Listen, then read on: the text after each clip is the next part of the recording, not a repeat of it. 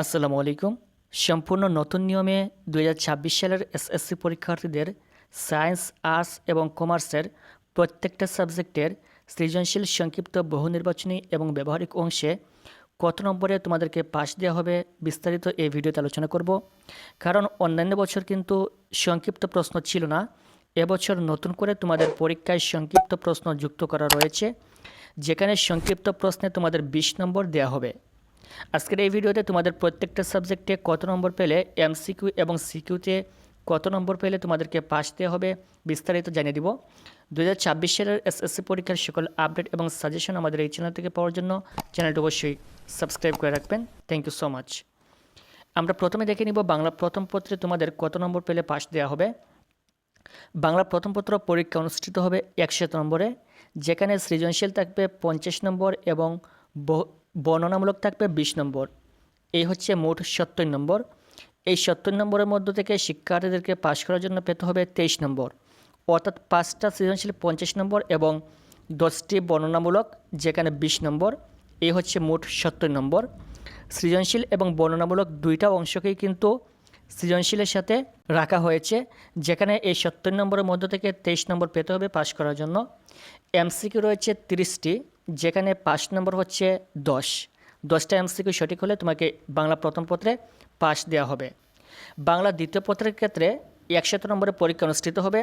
সৃজনশীল হচ্ছে 70 নম্বর, যেখানে পাস করার জন্য 23 নম্বর পেতে হবে, অর্থাৎ লিখিত অংশে পরীক্ষা হবে 70 মার্কের।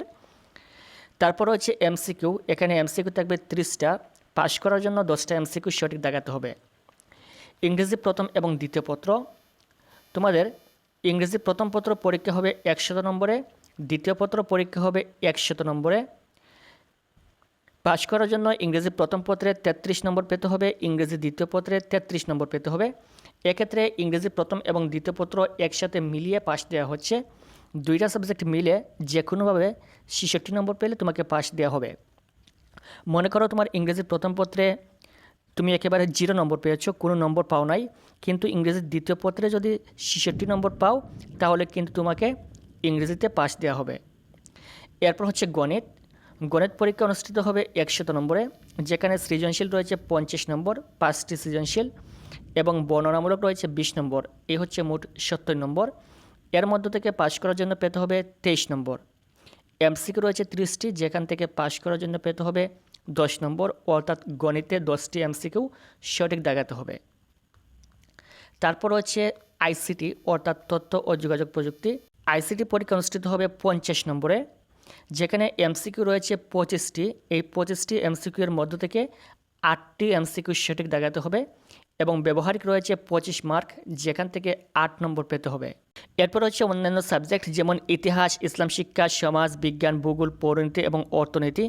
এই সবগুলোর ক্ষেত্রে কিন্তু একই নিয়ম, এই সবগুলো সাবজেক্টে একইভাবে পাস দেওয়া হবে। এখানে পরীক্ষা অনুষ্ঠিত হবে 100 নম্বরে। সৃজনশীল হচ্ছে 50 নম্বর, যেখানে 5টা সৃজনশীল থাকবে। বর্ণনামূলক হচ্ছে 20 মার্ক। এই মোট হচ্ছে 70 মার্ক। 70 মার্কের মধ্য থেকে তোমাকে পাস করার জন্য 23 মার্ক পেতে হবে। এমসিকিউ রয়েছে 30টি, যেখান থেকে পাস করার জন্য 10টা এমসিকিউ সঠিক দেখাতে হবে। এই হচ্ছে এই সকল সাবজেক্টের ক্ষেত্রে। এরপর আমরা দেখি সায়েন্সের ক্ষেত্রে। সায়েন্সের কয়েকটা সাবজেক্ট রয়েছে, পদার্থবিজ্ঞান, রসায়ন, উচ্চতর গণিত এবং জীববিজ্ঞান। সকল সাবজেক্টের ক্ষেত্রে একই নিয়ম। এখানে সৃজনশীলে পেতে হবে 40 মার্ক। এখানে 4টা সৃজনশীল থাকবে 40 নম্বর, বর্ণনামূলক থাকবে 10 নম্বর, এই হচ্ছে 50। এমসিকিউ থাকবে 25 নম্বর, এই হচ্ছে 75 এবং ব্যবহারিক থাকবে 25 নম্বর। এই হচ্ছে 100 নম্বরের পরীক্ষা। তোমাদের পদার্থ, রসায়ন, উচ্চতর গণিত এবং জীববিজ্ঞান সকল সাবজেক্টের ক্ষেত্রে একই নিয়ম।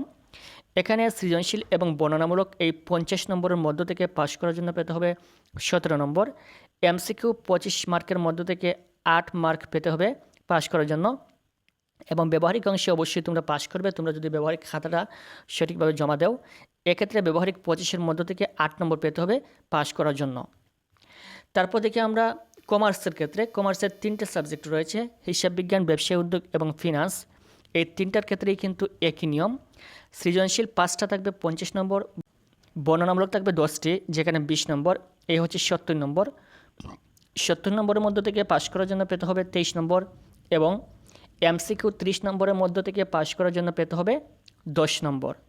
আশা করি বুঝতে পেরেছ। এই হচ্ছে তোমাদের এসএসসি 26 সালের পরীক্ষায় সকল সাবজেক্টের 5 নম্বর।